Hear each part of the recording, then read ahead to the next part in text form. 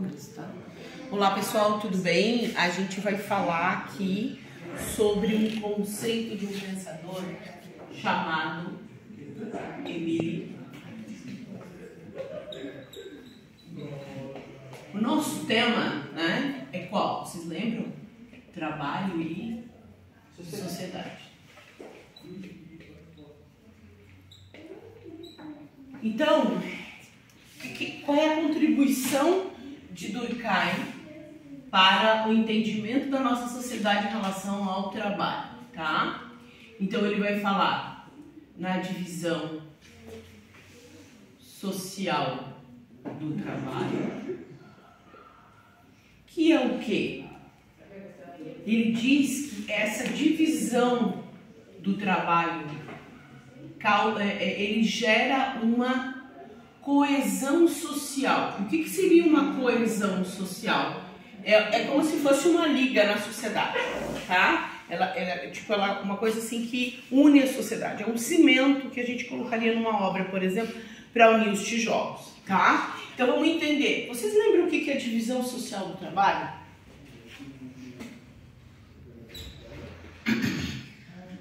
Não? O pessoal não quer participar hoje, tá? Tá tudo certo. Então a divisão social do trabalho, só para vocês relembrarem, é aquilo assim, ó. Você tem as várias funções na sociedade, né? Então, o que é uma função? Uma profissão, né? Então eu tenho várias profissões em sociedade. Cada um faz uma parte.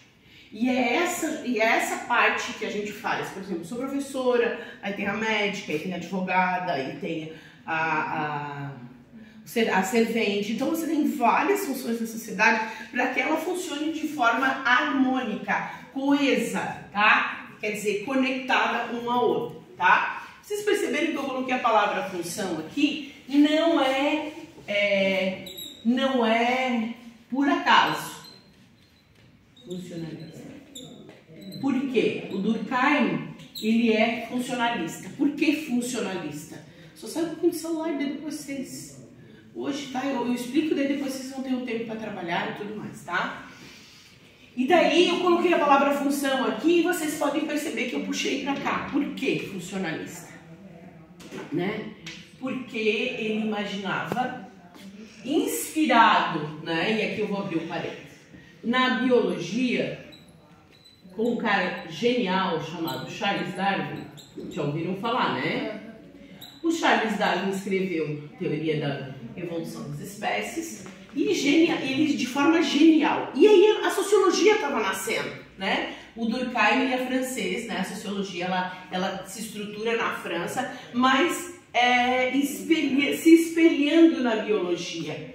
Você tem, na biologia, por exemplo, você vai falar em progresso, ordem e progresso na bandeira, você vai falar em evolução, e na sociedade, e aqui uma vírgula, tá, pessoal? Aqui uma parte crítica. Dentro da sociedade você não evolui, você não tem progresso, você tem sociedades diferentes. Então essa ideia, na ciência, ela já caiu por terra, ok? Mas as pessoas ainda pensam dessa forma. E eu, às vezes, até dentro da escola, eu falo, o aluno evoluiu. Não, gente, ele não evoluiu, ele conseguiu se apropriar melhor do conhecimento. Uma população não evolui, muitas vezes. Você pega os indígenas, né, as tribos, né, elas não vão evoluir, elas respeitam o meio ambiente de forma que a gente não respeita. Então, de repente, eles não sei. Para nós, isso não é evolução, para eles, isso é um respeito, né? Então, esse tipo de ideia social vem de mais de 100 anos atrás, tá? E a escola é muito funcionalista também. Não é que ela não é culpada, não. As instituições sociais são extremamente funcionalistas, tá? Ordem, progresso, tá? Entenderam esse tipo de pensamento, tá? Mas a grande contribuição dele tá em trabalhar a questão do método, tá? Dentro da pesquisa da sociologia, tá?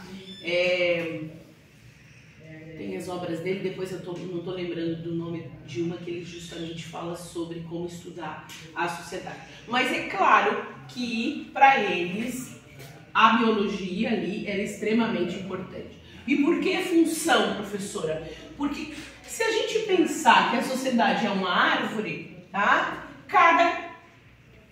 Cada componente dessa árvore, cada profissão ou ocupação tem uma função, ok? Então, assim, ele comparava então a sociedade como se fosse uma árvore. E aí, como cai a ideia dele por terra? Você pega uma laranjeira, uma laranja lima, tem um pé aqui, tem um pé em Sombrio, tem um pé na China.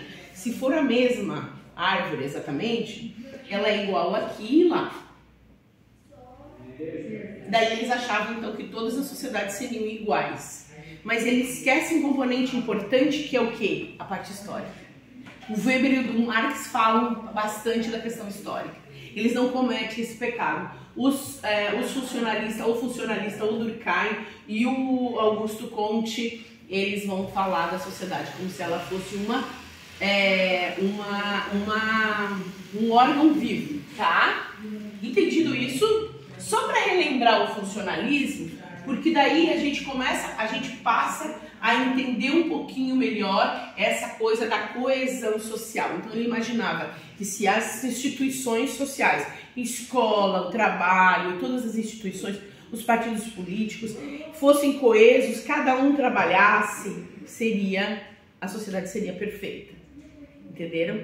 Não podia ter greve, não podia... Porque eles imaginavam também que o capitalismo industrial que nascia naquele momento, ele ia dar conta de todas as nossas mazelas, tipo pobreza, desemprego, né? Eles tinham uma visão muito positiva, né, da ordem que estava se colocando ali. Então eles não faziam uma crítica a essa sociedade industrial. Eles queriam que essa sociedade industrial desse certo.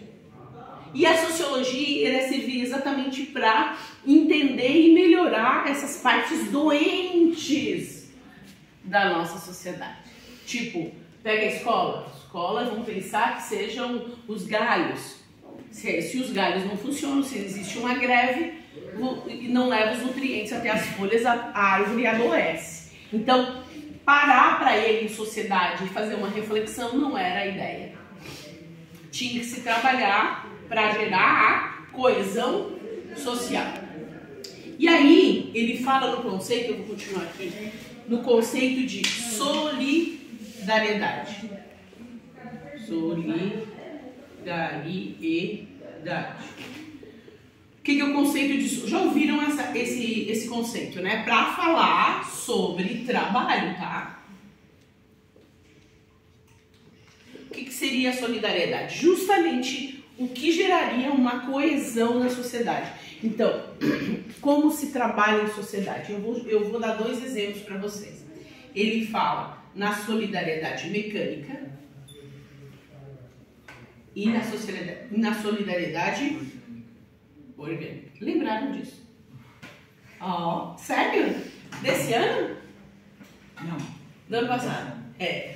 Então eu tenho duas possibilidades de se organizar a sociedade. A mecânica seriam nas tribos, na sociedade feudal e nas antigas sociedades.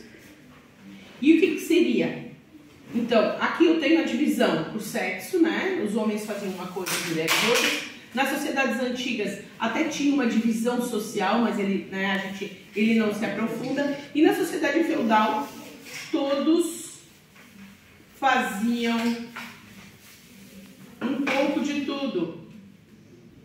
Aqui, é claro que ele não considera as guildas, tá, gente? Que são as